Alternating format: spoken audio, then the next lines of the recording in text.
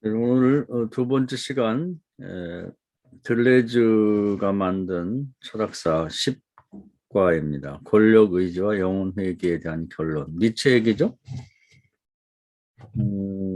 아마 이 책의 그 중심은 아마 니체에 있을 거예요. 그래서 니체가 너무 중요하니까 한 세 과에 걸쳐서 이제 얘기를 할 겁니다. 그 철학이 과연 왜 필요한가 하는 것을 늘 질문할 필요가 있어요. 그렇다면 뭐 쓸데없는 것을 시간 낭비하는 게 아닌가 이런 회의가 있을 수가 있으니까. 지금 세상이 어떤 세상인가는 철학이 가장 잘 설명해주고 있죠. 그리고 이미 세상은 많이 변화가 있습니다. 뭐 코로나 때문에 변화가 있지만 이제 그 전에 이미 그 플라톤의 이원론적 세계관이 깨졌죠. 철학이 이제 그것은 무의미한 것이 되고 말았습니다. 그런데도 이제 아직 그런 이원론적인 그런 철학에 기초한 뭐 신학도 있고 뭐 어떤 국민 교육도 하고 있고 뭐 그런 것이 굉장히 많죠. 앞으로 이제 이게 점점 이제 변화가 될 거예요. 특히 요즘에 뭐 이번에 우리 같이 읽을 메타버스, 메타가 이제 눈에 보이지 않는 세계, 버스 유니버스인데 눈에 보이는 세계, 경계가 무너졌다. 이건 엄청난 역사적인 사건입니다. 그리고 이미 이제 무너졌죠.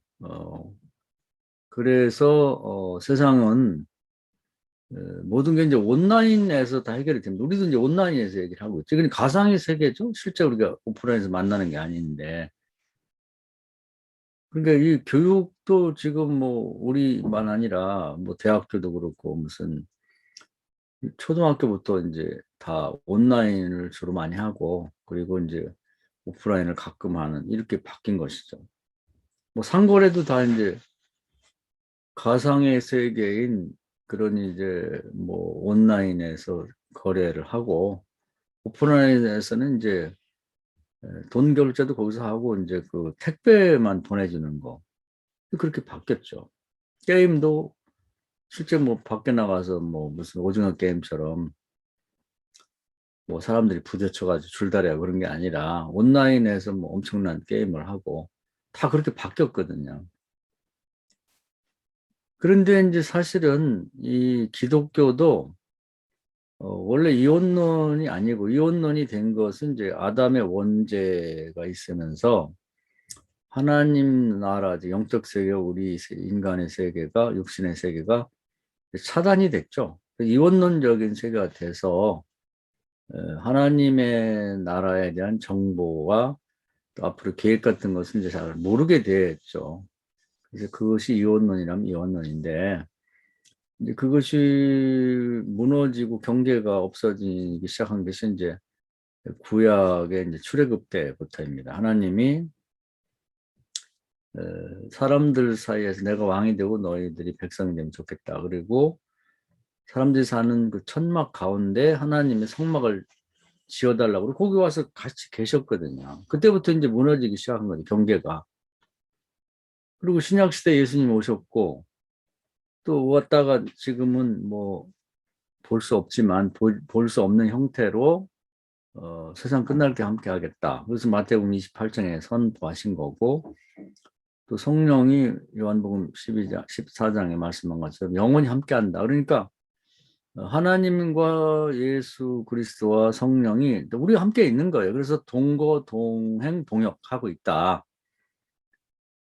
그리고 천사들은 뭐 히브리서에 보면 섬기는 영으로 우리와 함께 있고 그래서 실제로 그 사례를 보면 사정전에 그 에디오피아 내시 간다게가 이사야를 읽다가 어린 양에 대한 비유를 몰라갖고 알고 싶어 했을 때 그때 그걸 가르쳐 주려고 지상에서는 빌립 사도가 돕는 자가 되고 예수님도 오고 성령도 오고 천사도 와서 그 사람을 깨우쳐 주고 세례까지 받게 만드는 뭐 그런 일을 하는 걸 보면 이제 그런 방식으로 일이 진행되고 있다는 얘기죠.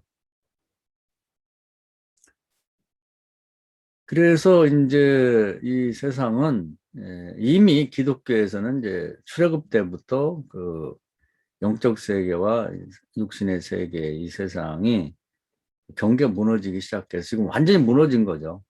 뭐 사정전 2장에서 완전히 무너져서 그 후에 보면 이제 하나님 나라에 대한 정보가 차단이 됐다고 완전히 공개된 건 이제 반모섬에서 그 사도 요한이 하나님 나라에 올라가서 인류를 대표해서 모든 걸 다 보고 오죠. 하나님 오른손에 있던 작은 석책자, 인류를 이 세상을 창조하고 어떻게 하겠다는 계획서인데 예수님도 본 일이 없어요. 근데 어, 어떤 예수님이 이 인간의 죄 원죄를 대속하고 나서 그를 달라고 해서 이제 다 공개를 하죠. 우리 직접 가보지는 않지만 믿음으로 보면 뭐 세세하게 미래가 어떻게 전개될지 그 큰 계획과 틀 속에서 우리는 지금 어떻게 살아야 되는지 하는 게 다 나옵니다. 경계가 무너진 거죠. 보이지 않는 세계와 보이는 세계, 뭐 세상에서 가상과 실제의 세계라고 하는데 우리는 영적 세계와 이제 육신의 세계의 경계가 완전히 무너졌다. 더 이상 뭐 우리가 알려고 노력할 이유가 하나도 없어요. 그리고 이 세상은 예수님이 다 이루어놨다는 거죠. 하늘로 올라가서 뭘 구할 것도 없고, 그래서 이제 이미 다 이루어놨는데, 그건 뭐 요한복음 19장 30절에 선언이 됐고 다 이루었다. 뭘 이루어놨느냐? 그것이 이제 사도행전 2장 3장에 쭉 보면 나와요. 그 뭐냐면 시몬을 속사람 베드로를 다시 살려놨고, 또 마가연의 다락방, 그러니까 그냥 가정이죠. 가정이 교회로 바뀌었고, 또 사악한 도시였던 뭐 예수를 죽이라고, 뭐 죄도 없는 예수를 죽이라고 그렇게 데모하고 했던 예루살렘 성을 거룩한 성지로 바뀌어서 하루에 3,000명, 5,000명씩 이제 그 예수님 구원받는 거룩한 도시로 바꿨고, 또 3장에 가보면 그 한계 상황인 뭐 예수님이 그 4대 과업을 내겠죠. 나에게 성령 임하면 이사야 61장을 받아서 한 얘기인데, 가난한 자를 부유케 하고 병든 자를 치유하고 또 억울하게 갇힌 자를 풀어주고 귀신에 눌린 자를 자유케 한다. 이제 이런 과제를 설명하셨는데 그런 사람이 할 수 없는 해결할 수 없는 하나님의 도움이 꼭 필요한 한계 상황에 갇힌 자 대표로 이제 하나를 택한 게 이제 남에서 안진병이 된 사람이죠. 그 사람 예수 그리스도의 이름으로 걸어나 걷고 뛰게 만들었다. 그러니까 그것은 이제 그런 한계 상황에 처한 모든 사람을 그렇게 구원하겠다는 얘기입니다. 그러니까 이미 그 안진병이 된 사람 속에는 건강한 사람을 회복해 놓은 거예요, 사실은. 근데 이제 지금 이제 우리가 사는 세상이 그런 식으로 돼 있다는 거죠. 우리 모든 피조물들이 로마서 8장인가 보면은 하나님의 아들이 그렇게 예수님 했던 것처럼 하나님의 아들들이 와서 우리를 좀 이미 저주가 풀리고 속의 것이 다 회복이 된 상태예요. 그걸 좀 마치 이 무정란이었다가 유정란이 된 달걀을 부화시키듯이 좀 우리 도와달라는 거죠. 이게 그걸 둘탁 동시라고 하는데 믿는 자가 품고 기도하고 있으면 마치 암탉이 그 유정란을 품고 있으면 암탉에 그 어떤 따뜻한 온기가 떨어지지 않고 일정 기간 되게 20일 기준으로 해서 있으면 은총의 빛이 온단 말이에요. 하나님부터. 그래서 그것이 부화가 돼서 뿅어리가 되어 나오거든요. 그런 식으로 돼 있다는 겁니다. 이 세상이. 그걸 하는 게 굉장히 중요해요. 근데 품고 기도할 사람이 없는 거예요. 아무도. 예루살렘 도시를 품고 기도하면 예루살렘 도시가 거듭날 수 있는 거고, 한 가정을 품고 기도하면 그 내가 믿음이 떨어지지 않고, 기간은 뭐 딱 뭐 뿅아리 달걀처럼 정해지지 않지만 예수님이 하신 말씀을 보면 몇 날이 지나지 않아서 이렇게 사도행 1장에 돼 있거든요. 그러니까 뭐 몇십 년씩 기도할 게 아니라, 근데 이게 믿음이 중간에 떨어지면 안 돼요. 이제 그 병아리도 마찬가지거든. 달걀을, 예. 그래서 우리가 부활절 때도 달걀을 상징적으로 많이 뭐 먹기도 하고 주기도 하는데, 믿음이 온기가 떨어지면 안 되기 때문에 이제 엄마 닭들은 굉장히 지혜로워요. 이제 알을 품기 전에 잔뜩 먹습니다. 먹어갖고 자기 몸에 지방을 축적해요. 그런 다음에는 그 병아리 달걀을 부화하러 가갖고는 대소변도 그냥 되게 앉아서 하는 경우가 많아요. 나가면 잠깐 나갔다 오고. 그럼 물을 갖다 좀 먹고 먹이를 갖다 좀 먹지 먹으러 나오지 않습니다. 그래서 그 온도가 떨어지면은 그 곤계란이 죽어요. 그러면 거기에 이제 은총의 빛인 이건 엄마 닭은 이제 자연의 빛이, 은총의 빛이 어떻게 오는지 뭐 하나님 나라에서 오겠지. 그래서 이게 그 엄마 닭과 하나님의 은혜와 이것이 딱 부닥치면서 이제 병아리가 되어서 밖으로 부화되어 나오는 것처럼 되는 거예요. 그 우리가 그 아이디어를 배울 필요가 있는 거예요. 뭔가 남에서 한진대행이 된 사람도 그가 이미 내적으로 치유가 되고 속사람은 건강한 사람이라는 걸 알고 품고 기도하고 그리고 복음을 전하고 너는 예수의 이름으로 건강해질 수 있다고 했을 때 그가 믿으면 예수의 이름으로 일어나면 일어날 수가 있는 거죠. 그걸 해줘야 되는 거예요. 개인, 가정, 도시. 피조물. 그러니까 예를 들면 땅이 완전히 산성화되고 썩은 땅이라 할지라도 품고 기도하면 그 땅이 그 태초의 땅처럼 변화될 수 있다는 거죠. 피조물은 다 알아요. 인간만 모르는데 그건 스스로 못하고 사람이 해줘야 되거든. 달걀이 아무리 잘 나더라도 엄마 닭이 그걸 품어주지 않으면 지 스스로가 이렇게 부화돼 나올 수는 없거든요. 유사일에 그런 일은 없는 거예요. 그런 방식으로 돼 있는 거죠. 뭐 자식도 그렇고 모든 게 마찬가지죠.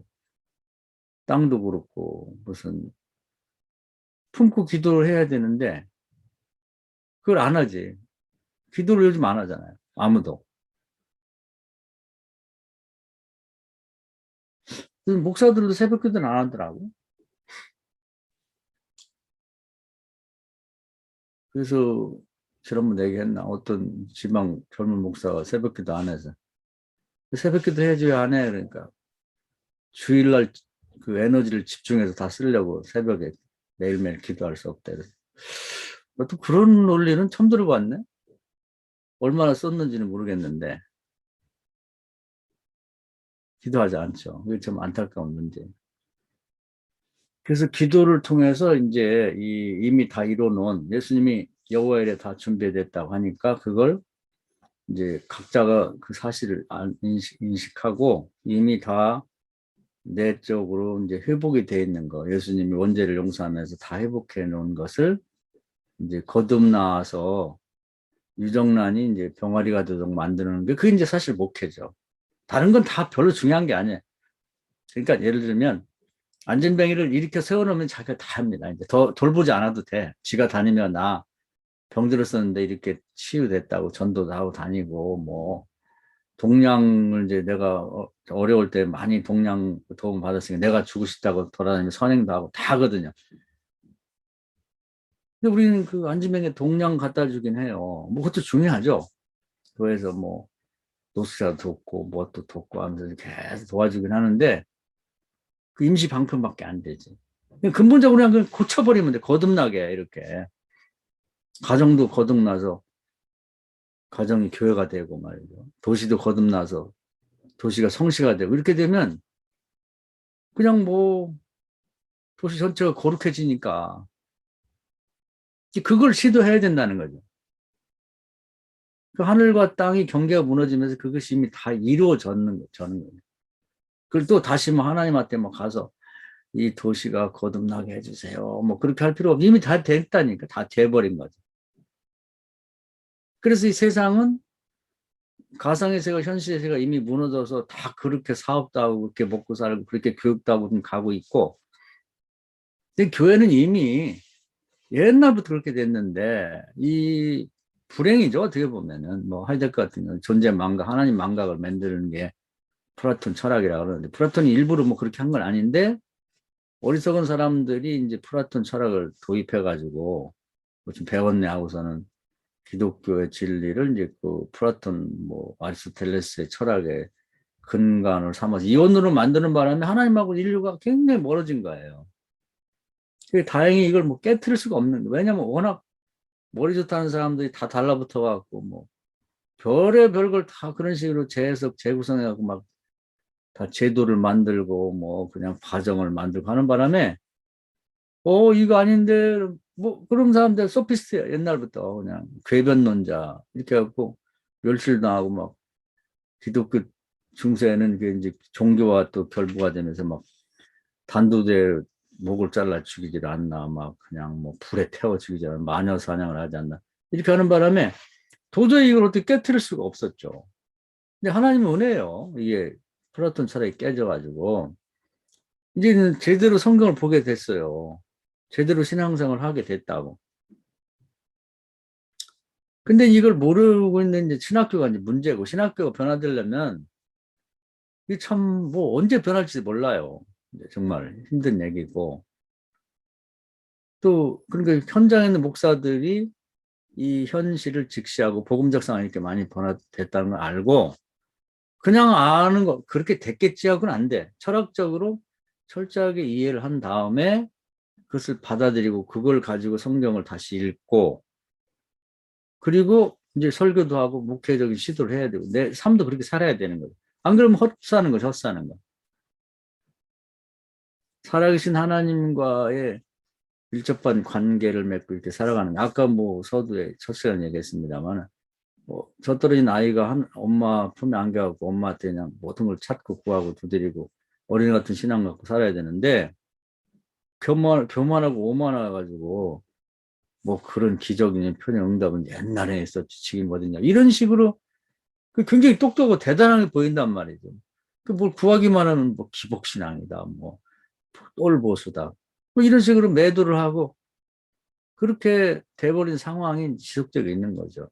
그런데 현혹되거나 기죽지 말고 현재의 이 세상이 이렇게 변화가 됐고 철학도 변화가 됐으니까 우리 교회도 변화가 돼야 되죠. 그래서 성경과 동시에 이제 철학을 공부해야 되는 겁니다. 그걸 그런 이제 그 워낙 그 플라톤주의자들이 잔인할 정도로 나머지 사람들을 같은 철학자인데 개뱉는 자가 뭐예요? 개뱉는 자가 응? 요즘에도 지 마음에 안 들으면 뭐 똘보수니 뭐 기복신앙이니 뭐 이런 식으로 막 사람을 매도하고 그러는 똑같죠 옛날에는 그런 바람에 사람들도 거기 현혹돼서 그렇게 돼서 그 줄기 자체가 없어졌어요. 그런데 이제 다행히 스피노자 같은 사람이 이 시류에 물들지 않고 그냥 혼자 조용히 그 사유하면서 이론론적 세상은 이론론적이지 저렇게 보는 건 틀렸다 그러면서 이제 그런 철학을 어느 정도 이렇게 규모 있게 만들어 놓는 게 너무 다행스러운 거죠. 그래서 이제 이론론적으로 사유를 한다면 어떻게 되겠는가 이제 그런 걸 보여줬죠. 전복적이란 말이에요. 바꿔 생각하면 되는 거예요. 이원론을 이론론으로 보면 된다.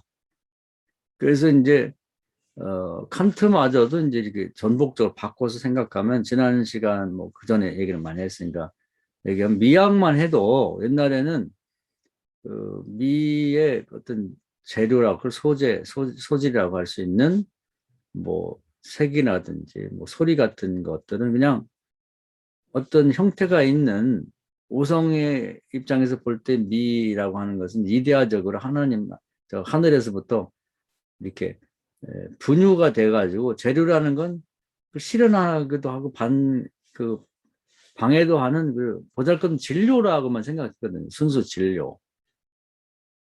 근데 바꿔서 생각해 보니까 정말 뭐 어떤 오성으로 어떤 형태나 구조가 없는 상태에서도 막 하면서 이렇게 표현할 수 없는 그런 순수한 색, 순수한 소리에서 느껴지는 아름다움이 있단 말이에요. 그걸 이제 숭고한 아름다움이라 했단 말이에요. 거룩한 아름다움이죠. 물론 오성으로 잡힐 수 없는 크기도 없고 어떤 구성이나 모양이 없는 상태인데 아름다워. 이게 메타 아름다움이라, 메타미. 그러니까 우리가 알고 있는 어떤 형태를 가진 그림이나 뭐 조각이나 뭐 아니면 사물이나 아름답다고 하는 것을 가능케 만드는 재료, 소재로서의 아름다움. 그게 크죠, 그게. 그게 더 중요하다, 이 말이에요. 거기서 잠깐 드러났다가 없어지는 그런 우리가 여태까지 아름답다고 생각한 이데아적이라고 생각했던 것들은 일시적으로 잠깐 나타났다 없어지는 거죠.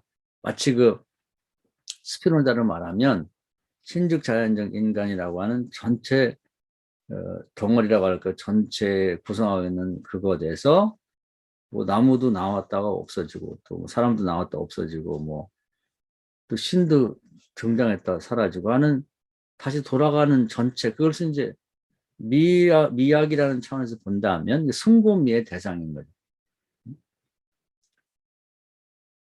그러니까 아름다움이 그러니까 뭐 신적 자연적 인간이라고는 전체에 가장 사실적인 거라고 해도 좋겠고 뭐라고 해도 좋아요. 하여튼 그 자체의 세계, 신의 세계라고 봐야 되겠죠.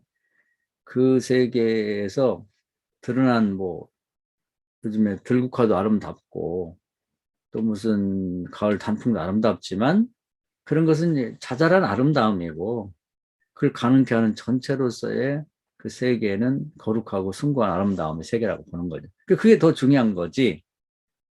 그 무슨 거기서 나오는 들국화라든지 무슨 단풍 같은 것이 정말 이데아적인 세계에서 정말 중요한 거고 그걸 가능케 만드는 세계는 진료요 보잘것없다. 이게 그게 바른 생각이냐는 거죠. 그렇게 생각하는 게 이 플라톤적인 거고 이 바탕 이것도 얘기하는 메타 아름다움 근거가 된 아름다움 숭고한 아름다움이 중요하다고 보는 것이 이제 스피노자적인 소피스트적인 거라는 말이죠. 자, 그래서 이제 그런 전복적으로 바꿔서 생각하게 된 거죠. 근데 오늘은 이제 니체에서 뭐 가장 중요한 게 권력 의지와 영혼 회귀인데, 뭐 영겁 회귀, 영건 회귀 뭐 이런 얘기인데, 사실 니체는 이런 용어를 쓴 일은 없어요. 사람들이 그냥 니체를 읽고 나서 니체의 철학을 한마디로 말하면 영겁 회귀와 권력 의지 이렇게 말하는 게 사람들은 그런 얘기를 좋아해. 한마디로 말해서 한마디로 말할 수가 없어요. 근데 또 유명한 사람이 그런 얘기를 하면 또 그걸 또 아무개가 유명한 사람이야. 영겁회계래. 뭐 니체를 한마디로 말하면 권력 의지래. 근데 그게 큰 문제예요, 사실은. 그래서 이제 뭐 사람들이 그 짜라투스트라는 이렇게 말했다에 나오는 뭐 예화들이 있어요. 뭐 난쟁 예화도 있고 뱀과 뭐 독수리와 싸움 얘기도 있고 뭐 이런 것들을 보고 유추해서 이제 그런 얘기를 만들어낸 거지. 뭐 내 철학은 권력의지여자 영겁 회귀다 이렇게 니체가 말한 일이 없다고. 다음 과에 가보면 나와요. 이제 그 니체는 자기 철학책을 완성한 게 하나도 없습니다. 그리고 논리 정연하게 쓴 게 없어요. 논리는 정연한 게 자체가 문제야. 그러니까 그 플라톤의 이제 그 뭐 제자인 아리스토텔레스도 논리학이 이제 발전하기 시작했는데 모든 글을 쓸 때 꼭 기승전결 서론 본론 결론을 써야 될 누가 그렇게 쓰라고 했어요. 그게 이데아적이고 그렇게 좋은 글이다. 주장자 뭐 이게 발언안을 치면은 글을 썼으면 그 논리 장연하게 기승전결 딱 있어야 그 100점. 이게 서론은 좀 좋은데 본론이 좀 약해. 그러니까 이건 감점이야. 그러니까 이것은 80점. 이렇게 누가 그걸 정했냐고. 그러니까 니체는 그 말이 안 되는 거 누가 그렇게 하라고 했고 그걸 무슨 권리로다가 그렇게 점수를 매기냐 이 말이에요. 그런 게 아니에요, 원래가. 그냥 자기가 생각나도 쓰면 되는 거고 어디 보다 보니까 정말 좋은 글 있으면 베껴서 되는 거고 쓰다 말아도 되는 거고 다 글이지. 그리고 그것이 그 중에서 이제 뭐 지가 좋아서 뭐 서론 본론 결론하는 것은 그 중에 아주 지극히 일부인데 그건 지 자유야. 그걸 좋다고 볼 수는 없는 거야. 그냥 자유롭게 생각나는 대로 베끼기도 하고 뭐 생각나는 일기도 쓰기도 하고 뭐 무슨 책을 읽으면서 받은 그 영감이나 뭐 의미를 찾은 거 있으면 그것도 쓰고 그 전체가 다 글이에요. 그것이 중요한 거야. 그러니까 미로 말하면 숭고한 미야. 책으로 말하면 숭고한 책이지. 그것을 바탕으로 해서 그 중에서 필요에 따라서 짜집게 해가지고 뭐 논리적인 글을 쓰든지 거기서 무슨 뽑아가지고 시를 만들든 뭐 수필을 만든 소설 그건 지가 알아서 할 문제고 그건 전체 글에서 보면 지극히 일부에 불과한 거죠. 그게 더 중요하다고 말할 수는 없는 거야. 정말 중요한 건 숭고한 전체 글이야. 이것저것 다 포함한 글. 거기에 대해서 나는 뭐 이렇게 가로질려 하는데 꼭 그걸 순서별로, 아니, 그 제가 얘기한 게 아니고 요즘 그런 말을 많이 써요. 여기도 그런 얘기 나오는데. 아니, 책을 꼭 서른부터, 아니, 1장부터 끝까지 볼 필요도 없는 거야. 내가 중간에 10페이지부터 보고 싶으면 보는 거지. 그걸 누가 뭐라 그래? 거기서 보니까 내가 볼 때 니체가 이런 얘기 하는 것 같아. 자유예요. 쓴 것도 자유고, 그걸 나는 이렇게 읽었다는데, 아니, 자기가 좋아서 읽었는데 누가 뭐라 그래.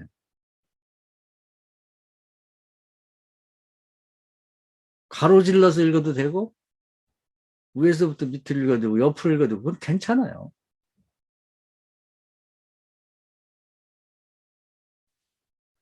그렇기 때문에 이제 기본적으로는 이 전복적인 사고, 글쓰기, 뭐 말은 들을 수 없으니까 이제 그런 기본을 갖고 이제 이 니체를 접근해야 돼. 니체는 하고 싶은 얘기가 그 얘기입니다. 그리고 니체가 글을 쓸 때는 그때그때 자기가 뭐 의미가 있다고 생각해서 쓰고 화가 나서 쓰기도 하고 뭐 그냥 쓴 거예요. 거기 목적이 없어. 나는 이런 뜻으로 이 글을 썼다. 그걸 꼭 목적 있어야 되나? 그래서 자기도 완성된 사상이 없고 또 완성된 책이 없어요. 그러니까 네 책이 어려워. 뭔가 이제 플라톤식으로 이제 이 훈련이 조련이 잘 된 사람은 일목요연하고 체계적으로 이해를 하고 싶은데 이게 뭔 얘기를 하는 거예요 도대체. 그냥 무슨 여기서 그냥 주섬주섬 뭐 무슨 잠원식으로 뭐 몇 마디 한 마디씩 뚝뚝 잘라놓기도 하고 뭐 신화를 갖다가 또 베껴놓기도 하고 거기다 또 주석을 달기도 하고 뭐 성경도 인용하고 뭐 별걸 다 갖다가 잡동사니를 다 모아놓은 쓰레기 창고처럼 이렇게 만들어 놨단 말이에요. 그러니까 어렵지. 어려운 거예요. 어떻게 보면 제일 쉬운데. 니체도 정리를 못한 걸 우리가 뭐 정리 어떻게 해?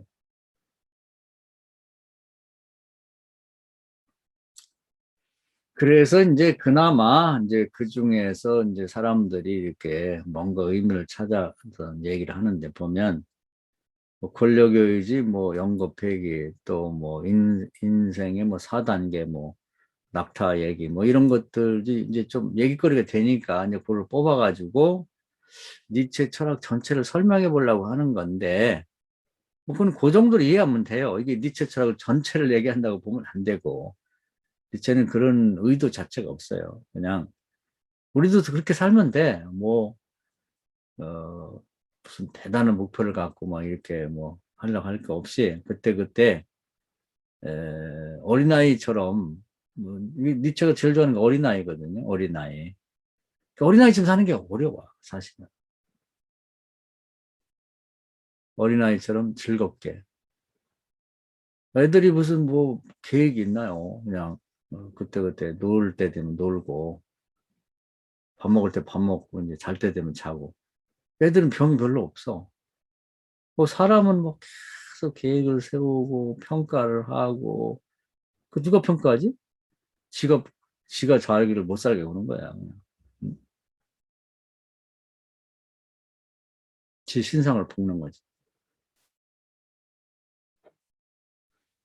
그래서 이제 이 나름 그래도 니체 철학을 이제 뭐 두 가지 중요한 주제를 잡는다면 이제 권력 의지와 영겁 회귀다 이렇게 얘기를 하는데 그동안에 이제 그 플라톤 철학에 이제 그런 거 있어요. 뭐냐면 영겁 회귀가 이원론으로 보면 이제 이데아의 세계와 진료의 세계인데 이데아가 진료의 세계 분유가 되는 거지.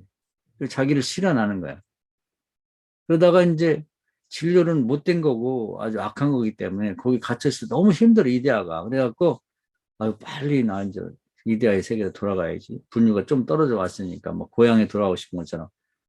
그러면 이제 계속 마음속으로 에로스를 사모하는 마음을 갖는 거야.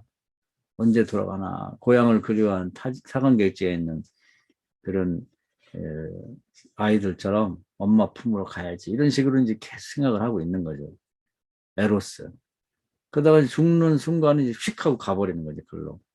그렇게 그걸 계속 꽃은 그런 식으로 계속 하고 사람도 그런 식으로 하고 그게 계속 돌고 도는데 영원히 그걸 하는 거죠. 이데아에서 분이 됐다가 다시 에로스가 사막을 있다가 죽으면 또 이데아로 들어갔다. 또 다시 뱅뱅뱅뱅뱅 돈단 말이죠. 네? 근데 그게 이제 플라톤식의 연거폐기예요. 그다음에 권력의 의지는 뭐냐면은 이제 권력이란 말이 굉장히 조금 어려워요. 이게 이제 그런 적절한 말이 없는 것 같은데 그 칸트 같은 권리라는 말이 굉장히 칸트에서 어렵다. 그런데 각각의 어떤 뭐 개체라고 할까요? 뭐 사람, 짐승, 꽃이면 꽃 이런 것들이 자기 나름대로의 어떤 정체성이나 그걸 가지고 자기를 실현하려고 하는 게 권력 의지예요. 사람이 뭐 염소는 될 수 없잖아요. 사람이 무슨 최성화는 될 수 없다고. 사람은 가장 사람다운 사람이 되고자 하는 그런 자기를 실현하고자 하는 그런 자기 나름대로의 권력을 갖고 그걸 추구해 나가는 거죠. 그래서 그걸 꼭 누가 시켜서가 아니라 모든 그런 게 있는 거지. 뭐 꽃은 보다 더 꽃 같은 보다 그저 그런 꽃을 지향하고 나간다는 이제 플라톤식으로 말하면 이제 보다 완벽한 하나 그것을 추구하고 나간다고 이렇게 보는 거죠. 그래서 여기 보면 이제 그 나중에 이제 그 뭐 베르그손에 가면 나오는 얘기인데 이제 미리들 이제 여기 용어를 쓴 걸 보면 강도와 차이 이렇게 말하는데 그 말도 좀 어렵죠. 강도라는 말이 뭐냐면 이렇게 뭐 예를 들어서 그 아기 갖고도 설명을 하는데 어떤 대목에 보면 우리가 그 아기가 임신이 됐을 때 아기 엄마 그 자궁 속에서 처음에 남녀 구분이 없다고 그래요. 그냥 그때는 남자도 될 수 있고 여자도 될 수 있는 그런 가능성으로 애가 생긴다 그래. 근데 뭐 사람이 잘 모르지 그건. 애기 임신한 엄마 자신도 잘 모른다고. 근데 어느 순간인가 그게 딱 남자가 되는 거죠. 그걸 강도라고 그래. 근데 그게 어떤 힘에 의해서 그렇게 된지는 잘 모르죠. 근데 우리 이제 기독교 같으면 하나님 이렇게 한다고 하면 되는 건데 하나님을 배제한 상태에서는 그게 어떻게 해서 이렇게 되는지 모르는데 그렇게 딱 남자가 되면서 그 이제 조금 계속 발전해 나가죠. 성장해 가다가 뭐 머리와 뭐 배와 뭐 다리 이런 게 이제 구분이 되고 계속해서 좀 전과는 차이를 내면서 이게 성장이 되는 거죠. 계속 강도, 힘에 의해서 어떤 형태가 굳어졌다가 또다시 앞으로 성장하며 과거의 거를 뒤로 밀어내고 앞으로 나오고 이런 식으로 해서 간다는 거예요. 근데 그걸 아리스토텔레스로 생각하면 좀 쉬워요. 그런 철학이 그냥 생뚱맞게 어디서 갑자기 떨어진 게 아니라 아리스토텔레스 철학을 보면 플라톤의 그 에로스를 강도와 차이처럼 가능태와 현실태로 구분하죠. 그렇게 될 가능성이 있는데 현실태가 딱 되는 게 딱 강도가 돼서 어떤 형태를 갖췄다가 또다시 가능태를 향해서 앞으로 나가고. 근데 이제 뭐 무슨 씨앗으로 말하면 그 땅속에 있는 씨앗 상태에서 이제 그 속에서 껍질을 열고 이제 싹이 딱 나오는데 그건 씨앗 상태는 전혀 다르죠. 그게 땅을 열고서 또 이렇게 떡잎 두 개가 딱 나왔을 때는 씨앗의 또 상태하고 또 다르고 그 줄기가 생겨서 입이 크고 뭐 이렇게 계속 가는데 그 순간순간 형태를 갖춘 걸 강도라고 그래요. 현실태지. 그리고 또 가능태를 향해서 가고 그 차이가 계속 벌어지면서 차이를 내면서 가는 거다. 그렇게 보는 거죠. 그러니까 플라톤 철학에서의 권력의 의지는 사람이면 이제 그 어떤 임신이 된 그 조그만 상태에서부터 계속 사람이 보다 사람다운 사람을 계속해서 성인을 향해 되기 위해서 이제 발전해 나가는 거죠. 그래서 가능태 현실태 이렇게 해서 나가는 게 이제 사람이 보다 더 사람 같은 존재로 가는 걸 이제 권리라고 그래요. 권력, 의지. 권리, 의지, 권력, 의지. 그게 속에 들어있는 거지, 그게. 뭐, 나무는 나무, 또 무슨 물고기, 물고기, 이제 그런 형태로 이제 간다는 거죠. 근데 그런 식으로 돼서 사람은 하여튼 결국 사람이 이렇게 해서 이제 뭐 이데아의 세계로 돌아가면 또 다시 사람이 돼서 또 진리의 세계로 태어나서 지금까지 계속 하고 있는 거예요. 지금. 앞으로도 계속 하겠죠? 기독교에서는 종말이 있고 이제 끝난다고 보는데 이제 철학에서는 그렇게 보질 않아요. 계속 앞으로 그럴 거다. 그런데 이제 니체는 이론론적이거든요. 그걸 이원론의 세계에서 뭐 내려왔다 올라갔다 그런 게 아니라 이 생명의 세계의 전체는 누가 따로 떨어진 외부에서 뭐 충격을 주거나 개입하지 않고 스스로 계속해서 사람은 보다 나은 사람이 되려고 하는 계속해서 그런 방향으로 나가는 거죠. 사람이 뭐 개가 되거나 염소가 되려고는 하지 않아요. 그는 자기를 실현하려고 하는 생명인 한 자기를 실현하려고 하는 자기 나름대로 권리를 가지고 타치받는 받자 영향을 받을 수 있지만 그 아무도 말릴 수가 없는 자기 나름대로 권리를 갖고 그런 권력을 갖고 자기를 실현하려고 하는 계속 앞으로 전진해 나간다. 그게 다 있다는 거예요. 사람만 있는 게 아니죠. 나무도 있죠. 나무 같은 경우 막 방해가 되면 바위도 쪼개고 나오고 뭐 저 설악산 같은 데 가보면은 엄청나요. 막. 그리고 방해꾼이 있으면 막 그쪽으로 이렇게 그늘이 져 있으면 그걸 막 피해가지고 한쪽에는 그냥 나무도 자라지 않지만 햇빛을 볼 수 있는 방향으로 막 가지가 막 길게 뻗어갖고 하면서 엄청난 자기 권력의 의지, 살아남고자 하는, 성장하고자 하는 그런 욕망을 갖고 나무도 어찌 살아있는 사람처럼 그런 일을 하거든요. 이렇게.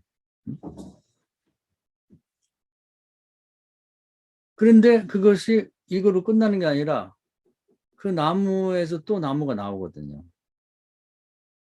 사람은 또 사람이 나오고. 그런 방식으로 계속되고 있다는 거예요. 이 세상이.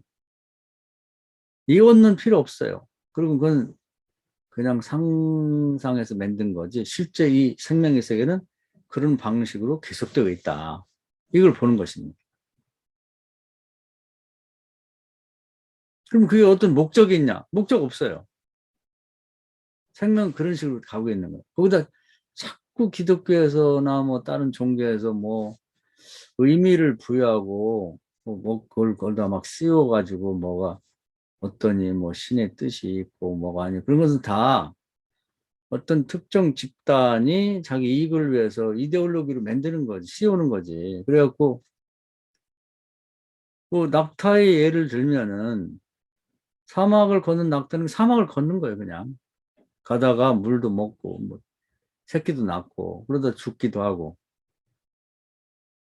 인간이 삶이란 그런 거죠. 그냥 태어나서 어린아이처럼 그냥 살다가 갖다 죽으면 끝나는 건데, 낙타에다 막 짐을 잔뜩 세우듯이, 지우듯이, 뭐 신의 뜻이 어떠니 뭐 인간인답게 살려면 이렇게 했더니 교양이다 뭐 교육이다 뭐 종교다 뭐 별의별 걸 다 갖다 뒤집어 씌워갖고 그걸 공부도 요즘에 그렇게 많이 해야 되나 옛날에 보면은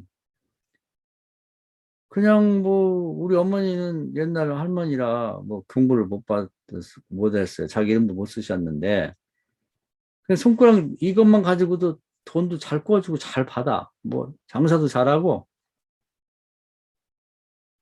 근데 우리 어머니 삶이 나보다 못한 거냐 아니, 근데 요즘 애들 보통 막 대학 나오고 대학원 나오고 박사까지 해야 되는데,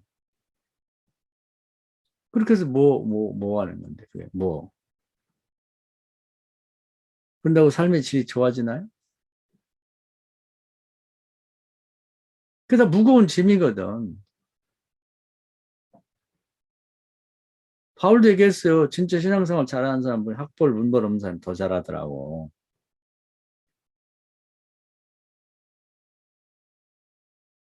많이 배운 며느리가 시어머니 잘하나요? 많이 배우고 사랑 많이 받고 막 어릴 때부터 공부 잘해갖고 막 장학금만 받고 그래서 집에 일도 안 시킨 아들들이 나중에 부모 모시냐고. 아니잖아요. 그런 사람이 신앙생활 잘하냐.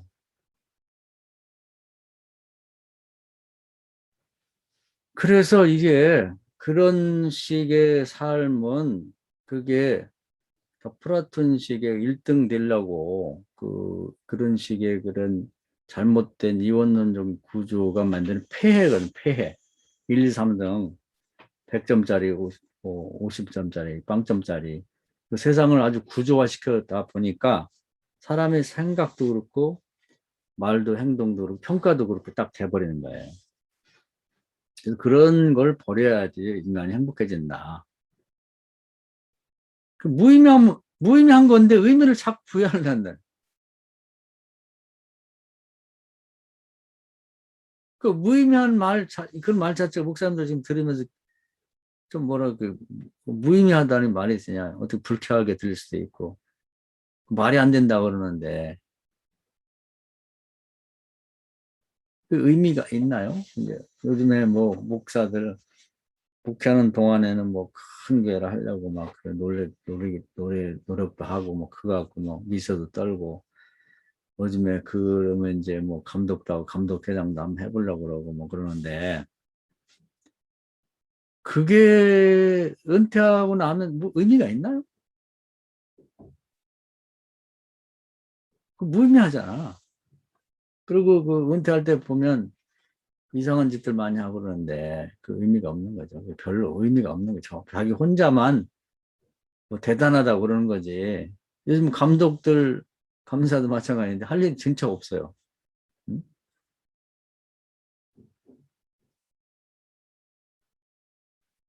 그리고 뭐 과거에 보면은 무슨 뭐 우리 때는 뭐 곽선희 목사님, 뭐 박조준이 뭐 이런 사람들이 뭐 대단한데 요즘 애들한테 물어보면 이게 누군데요? 그래. 아직 살아있는데. 신학교에서도 뭐 변선아니 뭐 유명한 사람들이 있었어요. 그 당시에. 요즘 애들 보면 변선은 야, 그 변선한 교사 아니야. 아, 이거 누군데요? 이렇게 되는 거거든. 얼마 되지도 않았는데. 뭐 그렇게 우리가 의미를 부여하고 대단하게 막 음, 나이가 막 40, 50대에서 유학 가가지고 막 학예학 가가지고 뭐 이론을 얘기하고 그러는데 그게 뭔 그렇게 의미가 있냐는 거죠.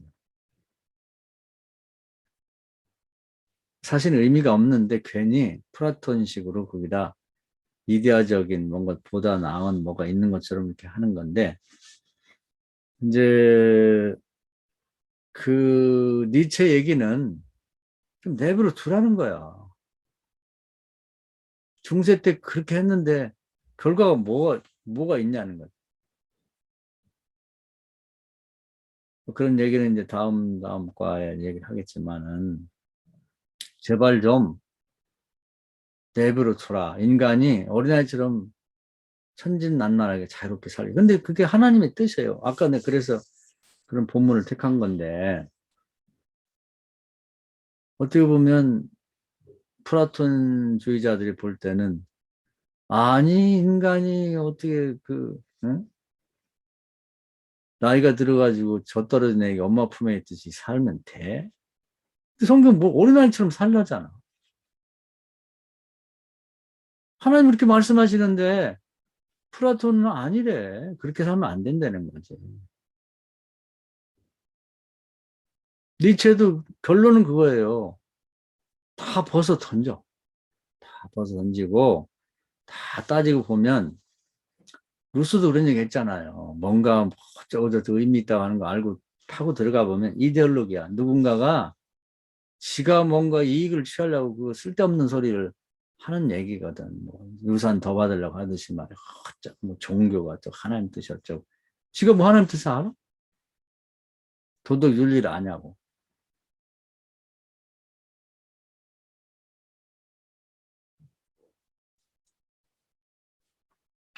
우리가 목회도 정말 그 어린아이 같은 목회로 돌아가야 되지 않겠나. 목사 자신도, 교인도 그렇게 가르쳐야 되지 않는가. 뭔가, 난 제일 싫어하는 얘기, 목적 있는 삶, 목적 있는 신앙, 이게 제일 싫다고 생각해. 목적이 있으면은 그게 결국 하나님 뜻이나 뭐 이런 건 다 없어지고 그 목적을 실현하고자 하는 욕망밖에 없는 거거든요. 그렇게 해서 실현하니까 욕심이 생기는 거야, 그게. 그래서 그냥 남한테 줄 수 없는 거지, 이게. 내 거니까. 이렇게 돼서 문제가 다 거기서 터지는 거거든요. 그래서 이 문제를 심각하게 생각할 필요가 있는 거예요. 그냥 인간으로 태어나서는 보다 인간답게 살고 싶은 실현하는 그런 권력 의지를 갖고 사람이 짐승이 되면 안 되지. 그냥 정말 사람답게 사는 게 뭔가를 추구해 나가는 것. 그리고 그것은 내 후손을 통해서 계속해서 계속되는 그 연관된 과정, 연거폐기 과정 속에 일부 내가 산다고 하는 걸 깨닫고 그렇게 사는 거죠. 그래서 무슨 의미가 있는 게 아니라 삶을, 자기를 실현나가는 그 자체가 그냥 사는 삶이 자체가 의미예요. 거기다 뭐 다른 의미를 부여하는 건. 그래서 자꾸 이제 세상은 의미를 찾아라. 의미가 있어야지. 그런데 의미가 없어요. 하이데거가 이제 니체 가장 영향을 많이 받았는데 저도 이제 하이데거를 좋아해서 가장 영향을 받았고 그 가장 큰 주제 중에 하나가 그거거든요. 라이프니츠하고 비슷하지만 이제 좀 내용이 다르죠. 어째 도대체 존재자는 오히려 무가 아니냐. 도대체 왜 존재하지? 존재 의미죠. 근데 결론은 존재 의미가 없다는 거예요. 무리 무. 응?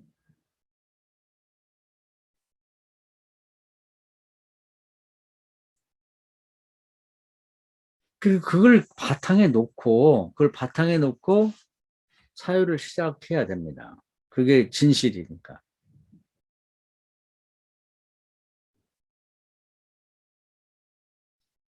그러면 이제 이런 사유를 요즘에 이제 보통의 세상 사람들 다 하고 있어요. 그래서 지금 니체 시대라고 그래. 그 현재의 지난번에 그 우리가 뭐 방황하는 개인들의 세계 뭐 시대인가 하는 책을 봤는데 거기도 결론은 뭐냐면 확실한 진리는 죽는다는 거. 무잖아요, 무. 하이데크 철학의 그대로 확실한 진리는 나머지는 다 가치 다원론, 종교 다원론이에요. 생각이 다 달라. 그 나름대로 논리는 있어요. 불교도 여기 잘 들으면 불교인들이 바보는 아니에요. 왜 성철 같은 사람이 멍청인가? 왜 가서 그렇게 십몇 년씩 앉아 있냐고 9년인가를. 다 이유가 있거든. 그러니까 뭐 2000년, 3000년 그게 유지가 되는 거지. 말도 안 된다 그러면 그 누가 가 있어요. 이슬람.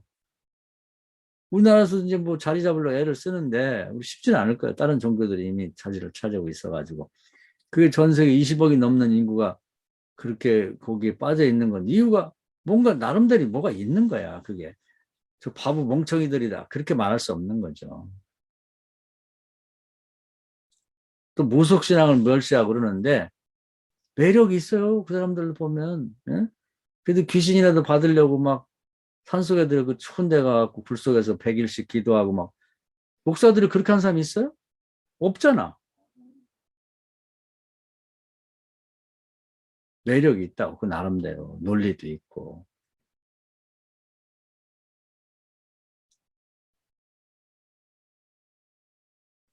그런데 이제 그런 그 모든 것들을 통틀어서 뭐 각자 뭐 한 사람이 태어나면 우리나라는 뭐 불교 와라, 뭐 유교 와라, 뭐 기독교로 가자, 천주교는 또 이 기독교는 두 개로 또 파가 나뉘어가지고 천주교로 끌고 가려고 그러지 뭐 무당들은 또 뭐 무슨 귀신이 붙었다 와라. 이러면 서로 데리려고 하니까 그냥 중간에 있는 사람을 쓰는 그 똑같은 거야. 종교는 다 똑같이. 이 얘기가 괜히 나오는 게 아니라 그렇다 이 말이에요.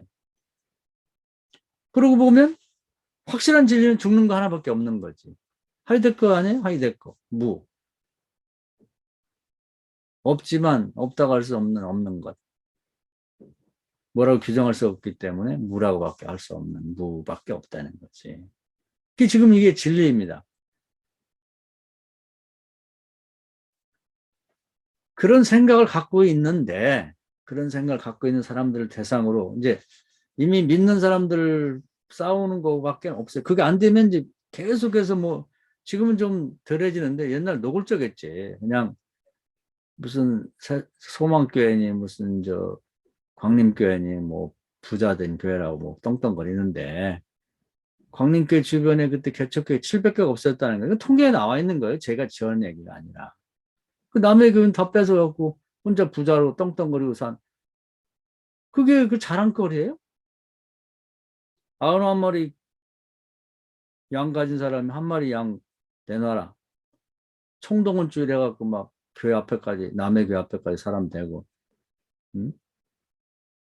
부자인 걸 과시하는 우리 교회 오면 막 그냥 비싼 뭣도 주고 그냥 한 번만 왔다 가라. 왜 한 번만 왔다 가라 그래 남의 교인을. 그 자랑거리냐 자랑. 그러니까 이제 전도하면서 매일 그런 얘기잖아요. 뭐 새신자가 과연 왔냐? 없잖아. 다 남의 교인이지.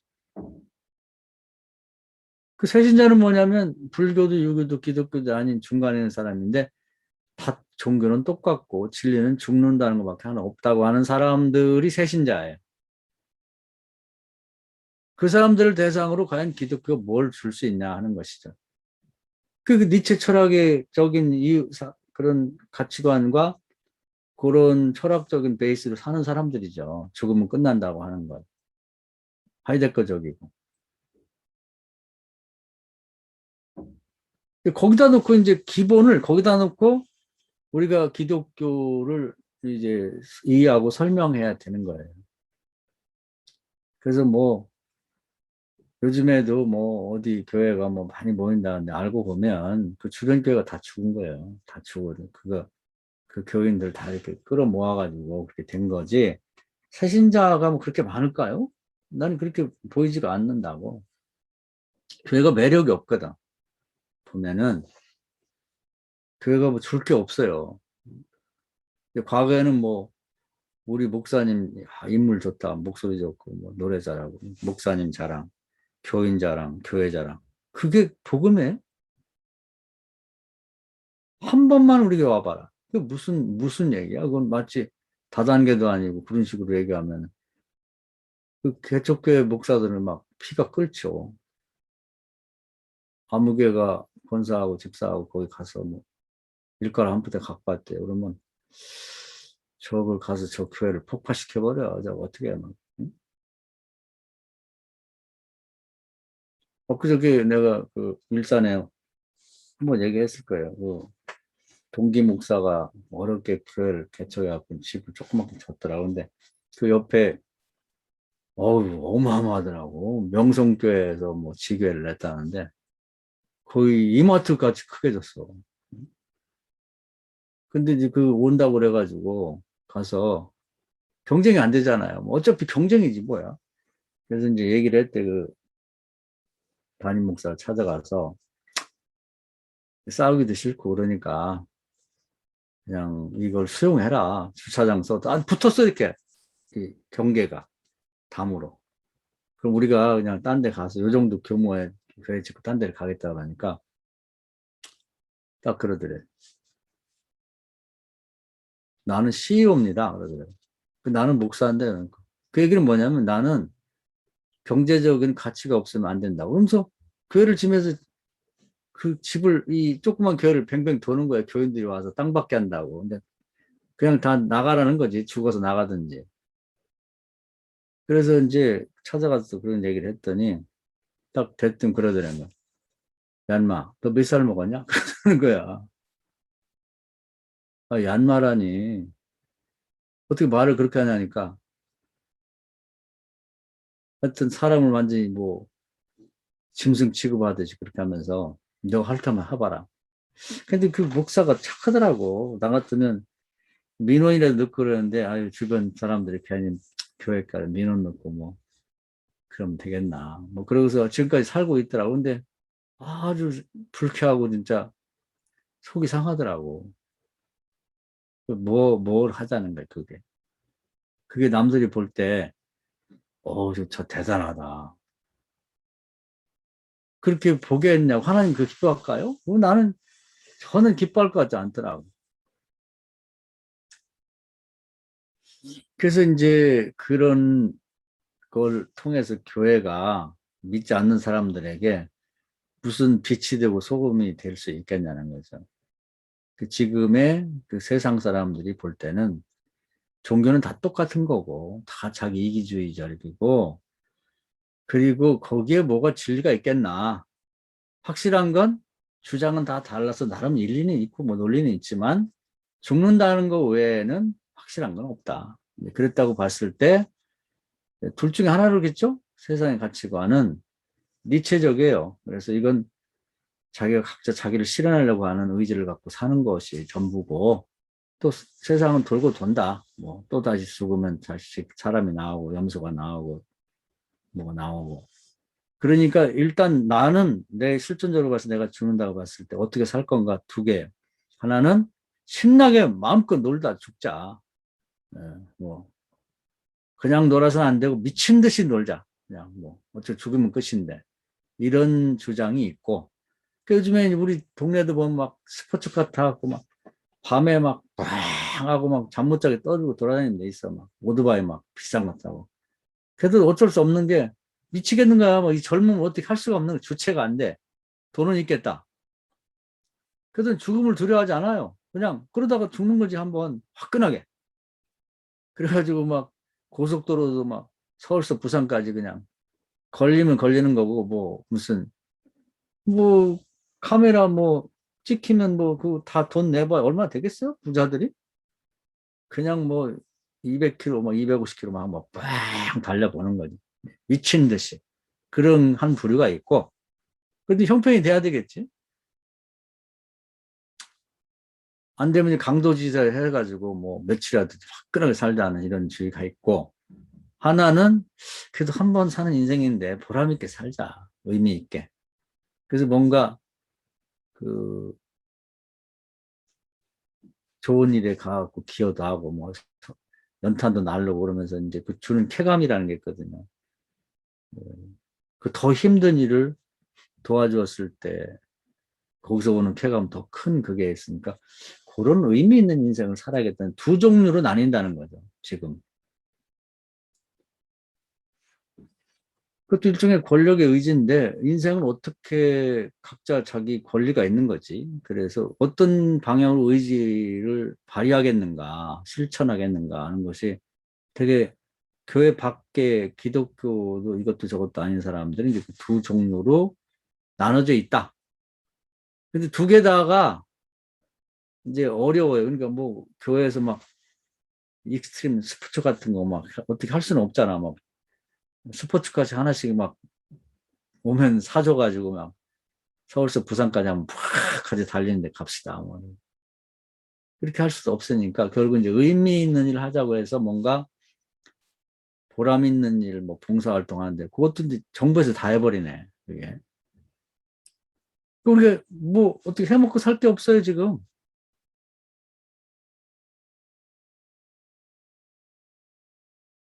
그러니까 코로나 이후의 시대에 지금 코로나 뭐 위드 코로나 됐는데 이제 더 막막한 거지. 어떻게 이 사람들을 이미 있는 교인들을 수습해 데려오고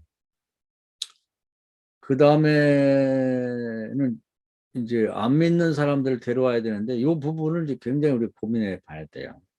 예. 하이데크식으로 죽는다는 진리 외에 나머지는 다 교회들이 자기 이데올로기적으로 뭔가 지가 잘 되려고 하는 거지. 목사 뭐 유명해지고 잘 되려고 하는 거고 교회 뭐 그냥 뭔가 이렇게 크게 해가지고 뭐 결산도 많고 뭐 그렇게 되려고 하는 거지 뭐 나머지 이제 잘 안 속아요 요즘 사람들. 그러니까 그런 현상들을 보면서 이제 보다 그 이 시대의 철학적인 그 베이스 흐름에 맞고 성경에 맞는 거 그걸 찾아 나가야 되는데 그리고 개인주의 시대가 됐으니까 아까 제가 설교한 내용하고 이거 굉장히 부합됩니다. 그래서 각 개인이 어떻게 자기 그 개인적 문제는 다 있거든요. 한계 상황은 다 있거든.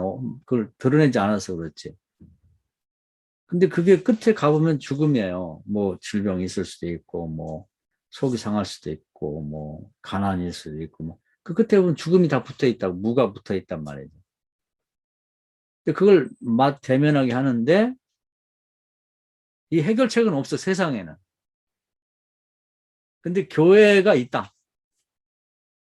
끊임없이 지금 이제 죽음을, 어차피 죽음이 베이스에 깔려 있으니까 지금 죽음 자체를 말하는 게 싫어요. 그렇지만 그것과 관련해서 사람들에게 너의 끝은, 뭐, 우리도 다, 뭐, 퀴리케고식으로 말하면 죽음에 이르는 병에 걸린 거니까 죽어가는 거죠.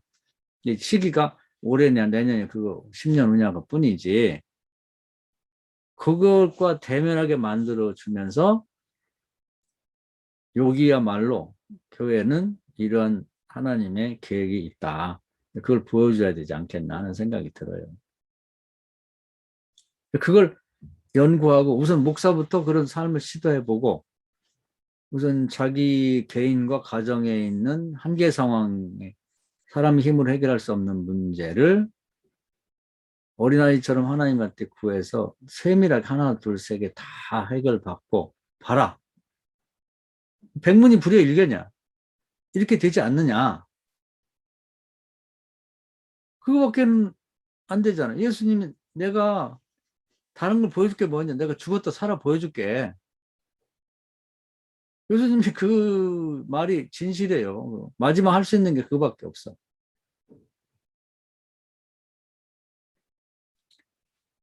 그래서 이 철학과 우리 이 기독교는 뭐 뗄래야 뗄 수 없는 그런 관계를 갖고 있는데 오히려